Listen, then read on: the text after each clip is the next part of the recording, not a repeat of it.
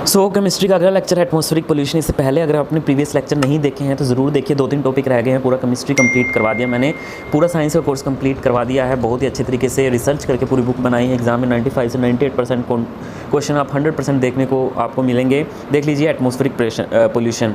और अगर आपको बुक चाहिए तो डिस्क्रिप्शन में लिंक है, वहाँ से जाके आप ले सकते हैं। देखिए, the substance which causes pollution is known as pollutant. कितने तरीके के होते हैं? 2 तरीके के, primary pollutant and secondary pollutant. कौन कौन से होते हैं, यही एग्जाम में क्वेश्चन आते हैं आपके।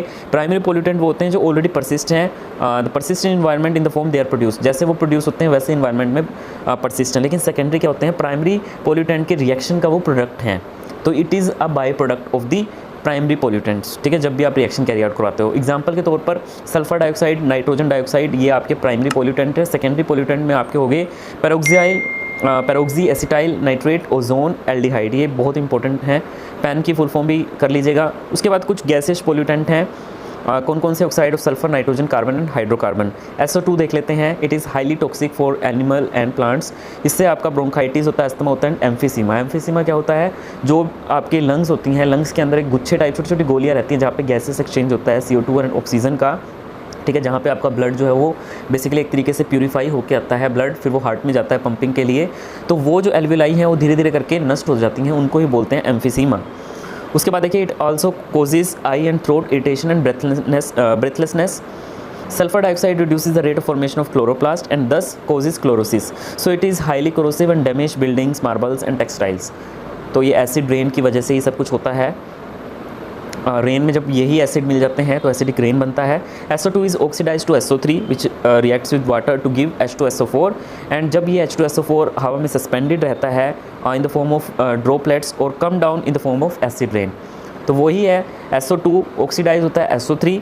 ये एसिड रेन जब होती है, जब नॉर्मल प्योर वाटर की बरसात तो प्योर वाटर की होती है, लेकिन जब ये SO3 के साथ मिलती है तो H2SO4 बनाती है, जिसकी वजह से बिल्डिंग, मार्बल्स, ये सब क्या होती हैं?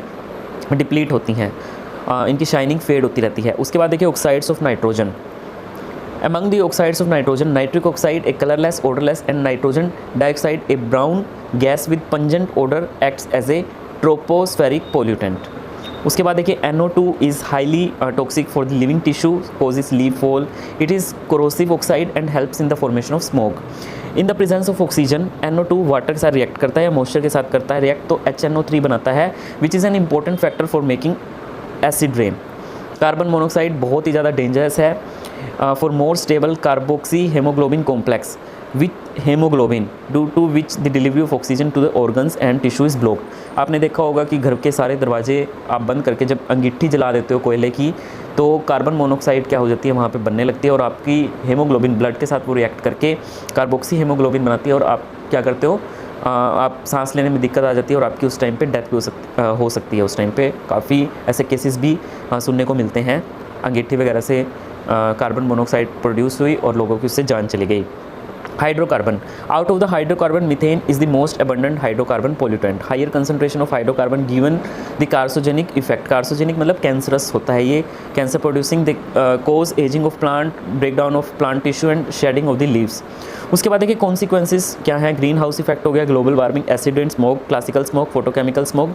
उसके बाद देखिए, peroxy acetyl nitrate, stratospheric pollution and depletion of ozone layer. Green house effect देखते हैं क्या होता है। Green house gases such as carbon dioxide, methane and water vapour trap the heat radiation from the earth. This lead to an increase in the earth temperature.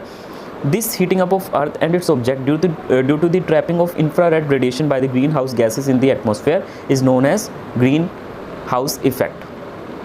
तो ये बहुत easy है। Global warming, green house effect is very essential for the existence of life because in its presence earth would be converted into extremely cold planet. लेकिन जब green house gases की concentration बहुत ही ज़्यादा हो जाती है तो ग्रीन हाउस इफेक्ट जो है वो इंक्रीज़ होने लगता है। इसको हम ग्लोबल वार्मिंग भी बोल देते हैं। एसिड रेन, तो वही oxide of nitrogen and sulphur की प्रेजेंस की वजह से एसिड रेन होती है। जब इनके ऑक्साइड वाटर के साथ मिलते हैं तो ये नाइट्रिक एसिड और सल्फ्यूरिक एसिड H2SO4 बनाते हैं।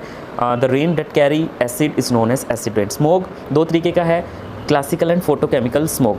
क्लासिकल में क्या होता है? These occur in cool humid climate. Sulphur dioxide and particulate matter from the fuel combustion are the main component of the classical smoke. ये इंपॉर्टेंट है, इतना याद कर लीजिए, बहुत है। And photochemical smoke, these occur in warm, dry and sunny climate. It consists of a mixture of primary pollutants, that is nitrogen oxide and carbon monoxide, and secondary pollutants, that is ozone and formaldehyde. उनका ये mixture होता है और एक होता कौन से climate में है, सनी, वार्म और ड्राई इन्वायरमेंट में. PAN and aldehyde present in the smoke causes irritation in eye. ठीक है, तो ये जो पैन होता है और एल्डिहाइड होता है ये स्मोक में प्रेजेंट होता है, जिसकी वजह से आंखों में जलन होती है. प्लांट्स के लिए बहुत ही ज़्यादा टॉक्सिक होता है. यंगर लीव्स को अटैक करता है, जिसकी वजह से bronzing and glazing of their surfaces होता है. Stratospheric pollution. सो क्या होता है, जब ओजोन लेयर अल्ट्रावायलेट रेडिएशन जो कि सन की होती है उनको एब्जॉर्ब करता है, जो कि लिविंग ऑर्गेनिज्म के लिए बहुत ज़्यादा हार्मफुल है. Depletion of the ozone layer. It causes skin cancer and cataract in human and reduction in planktons in ocean and depletion of plants. So depletion of ozone layer is caused by the chlorofluorocarbon CFCs जो कि refrigerator, fire extinguisher या aerosol sprayers में use होता है. इन stratosphere जो ozone layer है depletion that is leading to the ozone hole has been the mainly observed in the stratosphere of the Antarctica. The formation of this hole occurs due to the accumulation of special cloud in the region.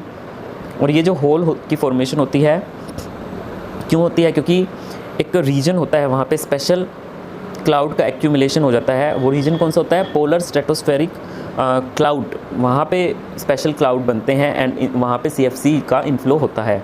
उसी की वजह से ये ozone layer का depletion होके hole का formation होता है. आगे देखिए वाटर पोल्यूशन.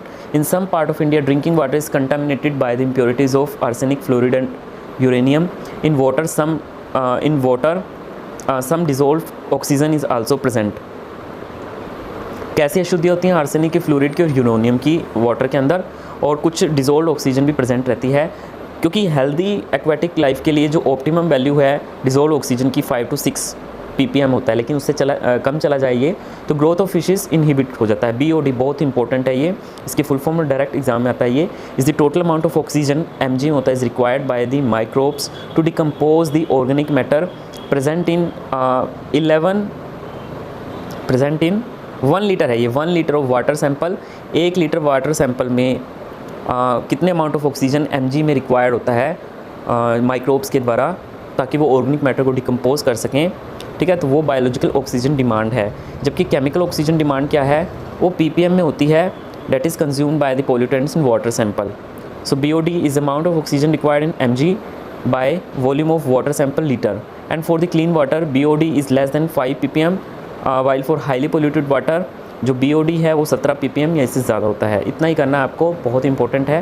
वीडियो अच्छी लगी तो प्लीज़ लाइक, शेयर, सब्सक्राइब ज़रूर कीजिए. धन्यवाद.